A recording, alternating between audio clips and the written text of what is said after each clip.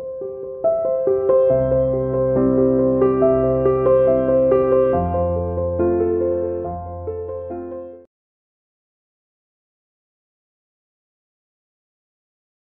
Again.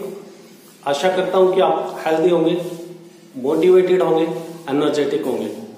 आज हम राजनीति शास्त्र क्लास 11th का जो चैप्टर है, this is your chapter 6, judiciary के बारे में बात करने वाले हैं, न्यायपालिका के बारे में। हमारा यही चैप्टर कंटिन्यूअस है। इसका जो टॉपिक होगा आज के लिए वो होगा जो न्यायपालिका की संरचना के बारे में हम बात करने वाले हैं कि जो आपकी न्यायपालिका है उसकी जो स्ट्रक्चर किस तरह से है, बनावट कैसे है, उसको हम समझने की कोशिश करेंगे। जैसे कि आप जानते हो बच्चे कि हमारे प्रत्येक राज्य के अंदर एक उच्च न्यायालय है। हो सकता है किसी 2 राज्यों का भी एक उच्च न्यायालय हो सकता है, पॉसिबल है। जैसे कि आप हरियाणा और पंजाब की बात कर सकते हो। तो और उसके अधीनस्थ भी उच्च न्यायालय के अधीनस्थ और जिला न्यायालय होते हैं, डिस्ट्रिक्ट कोर्ट बोलते हैं। और डिस्ट्रिक्ट कोर्ट के अंदर सबऑर्डिनेट कोर्ट होते हैं, ठीक है ना। डिस्ट्रिक्ट कोर्ट के अंदर सबऑर्डिनेट कोर्ट होते हैं, अधीनस्थ न्यायालय बोलते हैं। और अधीनस्थ न्यायालय इस तरह से आप देखिए, सबसे ऊपर जो भारत देश का सर्वोच्च न्यायालय अपेक्स कोर्ट जिसको बोलते हैं, हिज द हाईएस्ट जो न्याय के लिए बॉडी बनी है वो है। और उसके अंदर उच्च न्यायालय, then district court and then आपका अधीनस्थ न्यायालय, सबऑर्डिनेट कोर्ट्स की बात करते हैं। तो पिरामिड स्ट्रक्चर है, एक नीचे से लेकर ऊपर जो है बड़ा हुआ जाता है। और इसी पिरामिड स्ट्रक्चर को हम समझते हैं। सबसे पहले हम क्यों ना नीचे से बात करते हैं, जो अधीनस्थ न्यायालय है उसके बारे में बात करते हैं। सबऑर्डिनेट कोर्ट की जो पावर है वो किस तरह के जो केसेस है उसकी सुनवाई कर सकते हैं, उसके बारे में बात करते हैं। तो बेसिकली बेटा जो सबऑर्डिनेट कोर्ट्स है, they consider the cases of civil as well as the criminal cases. यानी कि आपके देश में जो फौजदारी और दीवानी केसेस है दोनों की सुनवाई, सीरियस किस्म के जो केसेस नहीं है उनके दोनों की सुनवाई आपके सबऑर्डिनेट कोर्ट्स करते हैं। कौन से court? This are the subordinate court, जो सबसे नीचे आप अधीनस्थ न्यायालय देख रहे हो, इनके अंदर सुनवाई होती है। अब ये जो न्यायालय है, फौजदारी और सिविल केसेस, दीवानी केसेस आपको समझ में आ गया। फौजदारी का फौज से कोई लेना देना नहीं है, ये ध्यान रख लेना, ठीक है ना। ये फौजदारी का मतलब मार पिटाई से रिलेटेड है। और दीवानी केस की बात करते हैं तो हम डिस्प्यूट रिगार्डिंग द प्रॉपर्टी, ठीक है ना, संपत्ति से रिलेटेड जो भी डिस्प्यूट है उनको हम दीवानी केसेस में लेते हैं, ठीक है। I hope it is understood to everybody. अब बात करते हैं जो अधीनस्थ न्यायालय, they are wholly responsible for their work towards the district court, ठीक है ना। अब डिस्ट्रिक्ट कोर्ट में यानी कि सबसे नीचे आपके सबऑर्डिनेट कोर्ट हो गए, उसके बाद में बेटा इनसे ऊपर हो गया जिला कोर्ट, जिला अदालत, जिला न्यायालय, ठीक है ना। अब जो ऐसे केसेस जिनकी सुनवाई नहीं हो सकती कहां पर? सबऑर्डिनेट कोर्ट में, वो सारे केसेस डिस्ट्रिक्ट के सारे केसेस आपके डिस्ट्रिक्ट कोर्ट में जाने वाले हैं। डिस्ट्रिक्ट कोर्ट में जो केसेस होंगे वो जो सीवियर क्राइम से रिलेटेड होंगे, ठीक है ना। सीवियर क्राइम्स के जो केसेस है जो आपके सबऑर्डिनेट कोर्ट में है वो सब डिस्ट्रिक्ट कोर्ट में है। या और भी डिस्ट्रिक्ट कोर्ट को ऐसा लगता है कि जो सबऑर्डिनेट केस कोर्ट के पास में नहीं होना चाहिए, वो सारे केसेस कोई अपने पास ले सकते हैं। साथ ही जितनी भी अपील है, जो सबऑर्डिनेट कोर्ट की अपील की जो सुनवाई है, it can be considered in the district court. और डिस्ट्रिक्ट कोर्ट के क्षेत्र में डिस्ट्रिक्ट के अंदर के सारे केसेस की सुनवाई यहां पर की जा सकती है।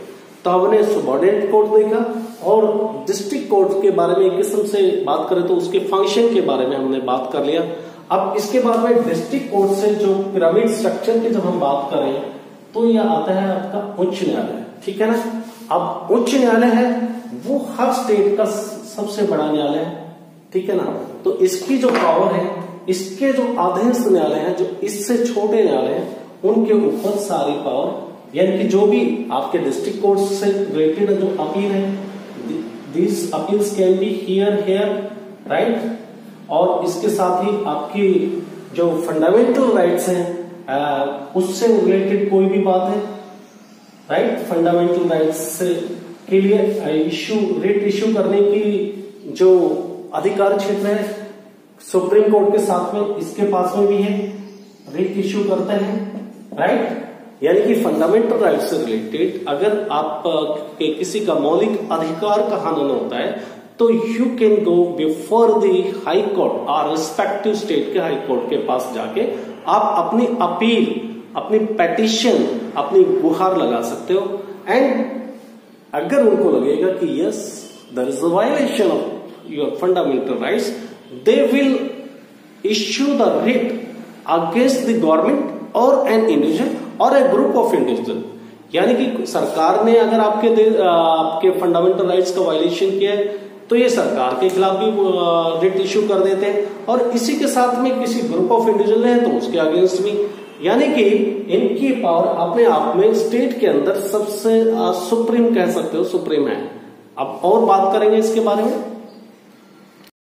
साथ ही जो आपका उच्च न्यायालय है उसके पास में सारे, ये तो हमने बात कर रही थी, डिस्ट्रिक्ट कोर्ट या सबऑर्डिनेट कोर्ट से रिलेटेड सारे मैटर आएंगे, अपील से रिलेटेड आगे फंडामेंटल राइट्स, या फिर और ऐसे सीवियर जो केसेस है जिसमें डिस्ट्रिक्ट कोर्ट ने वही अपील से रिलेटेड डिस्ट्रिक्ट कोर्ट ने किसी को किसी मामले में मौत की सजा दे दी है किसी फौजदारी मामले में, तो उसकी सुनवाई आपके हाई कोर्ट में हो सकती है। और ऐसा कोई डिस्ट्रिक्ट कोर्ट से रिलेटेड ऐसा कोई मसला जिसमें डिस्ट्रिक्ट कोर्ट को लगता है कि हाई कोर्ट से इसके बारे में व्यूज लिए जाने चाहिए, तो ये हाई कोर्ट के अंदर जाएगा, ठीक है।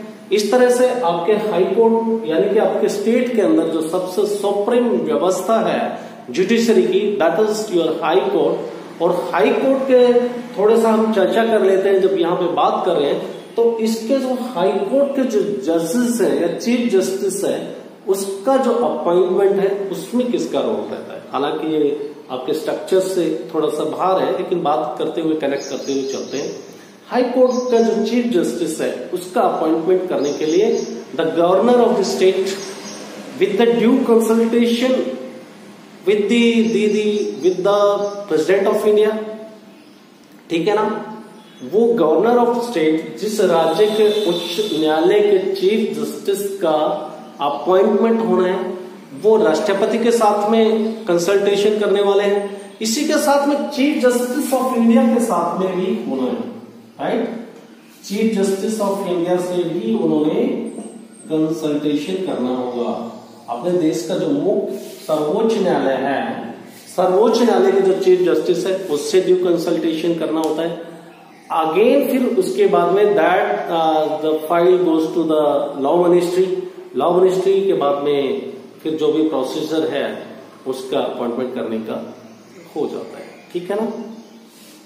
और इसी के साथ में मैं बात कर रहा था मुख्य न्यायाधीश की बात कर रहा था, जो अदर जजेस हैं जो हाई कोर्ट में जो अदर जजेस हैं उनका अपॉइंटमेंट करने के लिए जो अब क्योंकि यहां पर कौन बड़ा हो गया, मुख्य न्यायाधीश, अब उसकी भी सलाह ली जाएगी। जो हाई कोर्ट के जो अदर जजेस का अपॉइंटमेंट के लिए मुख्य न्यायाधीश जो आपके उच्च न्यायालय के अंदर है उसकी भी कंसल्टेशन होगी। उसके बाद में जो गवर्नर ऑफ द स्टेट, उसके साथ में जो फिर बाद में वो फाइल आगे जो प्रोसीजर है जैसे कि राष्ट्रपति और फिर लॉ मिनिस्ट्री के थ्रू होते हुए सिग्नेचर, अंतिम में जो है कंसल्टेशन के बाद में सिग्नेचर जो राष्ट्रपति के ही होते हैं। तो यह आपने जाना उच्च न्यायालय के जो बारे में, उच्च न्यायालय की जो संरचना के बारे में बेसिकली हम बात कर रहे थे।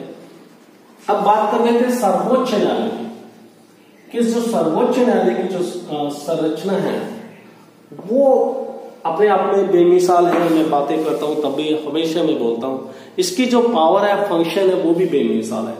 जितने भी हाई कोर्ट के जो जजेस हैं उनका जो ट्रांसफर है, राइट, ट्रांसफर ऑफ जजेस of high court, right, high court के जो जजेस हैं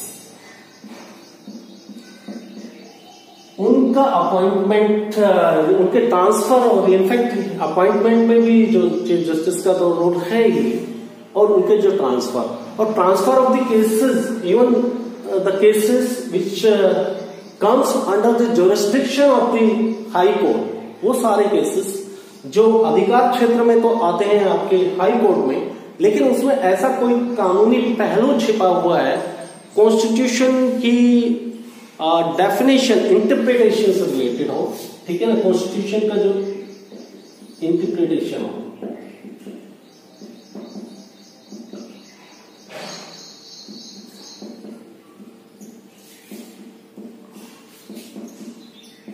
यानी कि संविधान की जो भाषा जो है वो अगर उसकी व्याख्या करने की जरूरत है, उसको इंटरप्रेट करना है, तो that comes under the jurisdiction of the your apex court, जो सर्वोच्च न्यायालय है। इसी के साथ में जो जितने भी आपके फंडामेंटल राइट्स है, आर्टिकल 32 आपको ये देता है अधिकार, ठीक है ना, आर्टिकल 32 ये आपकी जो फंडामेंटल की जो रिट इश्यू करने की जो अधिकार है, एक्चुअली ये आपके सुप्रीम कोर्ट के पास ही है, राइट? किसके पास में है? सुप्रीम कोर्ट के पास। लेकिन आप हाई कोर्ट में भी जा सकते हैं, ये हमने पहले भी आपको बता दिया था। अब हम बात कर लेते हैं केसेस ऐसे जो किसी भी कोर्ट के पास में हो, उच्च न्यायालय रिक्वेस्ट कर सकता है सुप्रीम कोर्ट को किसी की भी अपील की सुनवाई के लिए, वो उच्च न्यायालय एक सर्टिफिकेट देता है कि इसमें कानूनी पहलू छिपा हुआ है, कॉन्स्टिट्यूशन की इंटरप्रिटेशन है।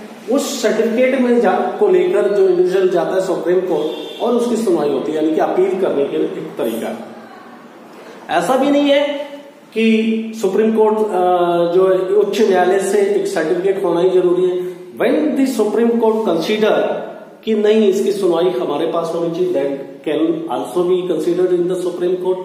सिमिलरली वो सारे केसेस जो किसी न्यायालय के पास में है और सुप्रीम कोर्ट चाहता है कि हमारे पास उसका एक रिव्यू हो जाए इस फाइल का, then supreme court can demand for that particular case, ठीक है ना। इसी के साथ में जो स्टेट से रिलेटेड है, हमने पहले भी बात की थी, यूनियन गवर्नमेंट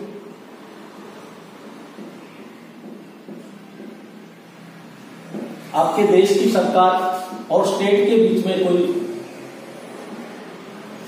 विवाद है, कॉन्फ्लिक्ट है, या फिर एक तरफ यूनियन गवर्नमेंट और स्टेट है, कुछ एक स्टेट और दूसरी तरफ और दूसरे स्टेट है, ऐसे टॉपिक, ऐसे विषय के ऊपर सुनवाई करेगा सुप्रीम कोर्ट। या फिर दो स्टेट के बीच में कोई कॉन्फ्लिक्ट है, नदी के पानी के बंटवारे से रिलेटेड और बहुत सारे सीमाओं से रिलेटेड हो सकते हैं। इस तरह के जितने भी जो केसेस हैं, इवन पॉलिटिशियंस के जो आप देखते हो कि जो देश की सरकार से संबंधित कोई भी इस तरह की घटनाएं होती है, जब कोएलिशन गवर्नमेंट में सरकार बनाने की जब परिस्थितियां आती हैं, तो मैं देश की सरकार के बारे में कर रहा हूं, तो इसमें इससे संबंधित सारे आपकी सेंट्रल गवर्नमेंट के फॉर्मेशन के टाइम मेंबर्स ऑफ पार्लियामेंट का जो स्प्लिट होता है किसी राजनीतिक दल से, वो दल बदल के फिर दूसरे में जाते, तो इससे संबंधित सारे इलेक्शन कमीशन, जो देश का इलेक्शन कमीशन से रिलेटेड सारे मामले, उसकी सुनवाई जो आपकी सुप्रीम कोर्ट में आती है।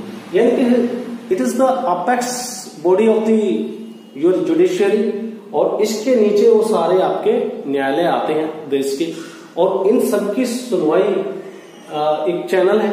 ऐसा नहीं है कि जो आपके सबऑर्डिनेट कोर्ट का केस सीधा का सीधा यहां चला जाएगा, it has to come to the district court, district again it will go to the high court and then the supreme court of India. This is the procedure how the cases are heard in our judiciary.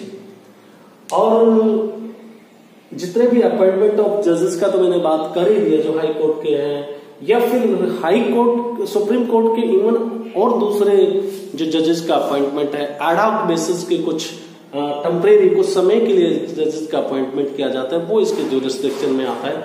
और इसी के साथ में कोई जो retire हो गए जजेस, उनकी सर्विसेज की रिक्वायरमेंट है, वो सारे के सारे इसमें। फिर बताता चलता हूं कि आपको जो सुप्रीम कोर्ट के अंदर as per constitution maximum strength of the supreme Court जजेस including the Chief Justice of India it cannot exceed above the 34, ठीक है ना। लेकिन currently it is 32 including the Chief Justice of India. इससे पहले वाले टॉपिक में हमने चीफ जस्टिस का अपॉइंटमेंट कैसे होता है, हाई कोर्ट के जजेस का अपॉइंटमेंट कैसे होता है वो भी हमने डिस्कस किया था, कॉलेजियम सिस्टम क्या होता है वो किया था। तो आप कर लेना।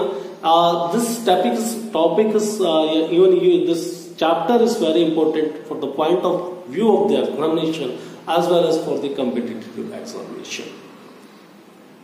मैं साथ में ये भी कहना चाहूंगा कि बच्चों आप जितने भी वीडियोस को देखते हैं एक सीक्वेंस में देखिए। जो अभी तक ये गलती करके बैठे हैं कि कंटिन्यूस नहीं देख रहे हैं, प्लीज मेरी बातों को मानिए, आप बहुत बड़ा गलती कर रहे हैं। कनेक्ट हो जाइए। अभी भी अगर आप मेरे साथ चलोगे तो बहुत कुछ बेहतर हो सकता है। कमेंट करना गूगल क्लासरूम के लिए इट इज मैंडेटरी। आप वीडियो देख के जरूर इन्फॉर्म करेंगे। कोई भी डाउट होता है you can drop me message in my WhatsApp, ठीक है। फिर मैं कह रहा हूं कि जो वीकली जो क्लासेस हम कंडक्ट करते हैं, live classes, even from a single student, मैं होप करता हूं कि वो सब ज्वाइन करें। ऐसा कोई नहीं होना चाहिए कि आपने इसको स्किप कर दिया। ये मेरी रिक्वेस्ट समझ लीजिए, या फिर इट्स एन ऑर्डर भी समझ सकते हो कि आपके लिए मैंडेटरी है। प्लीज आप लगातार काम करते रहिए। प्लीज आप संपर्क में रहिए। डाउट होते रहते हैं, अब मेरे पास में थोड़ा काम कम हो गया, आप रेगुलर मेरे से टॉपिक के बारे में डिस्कशन कीजिए। जो भी टॉपिक हुआ है, हम पूरे वीक का जो हम लाइव क्लासेस के लिए वेट नहीं करेंगे।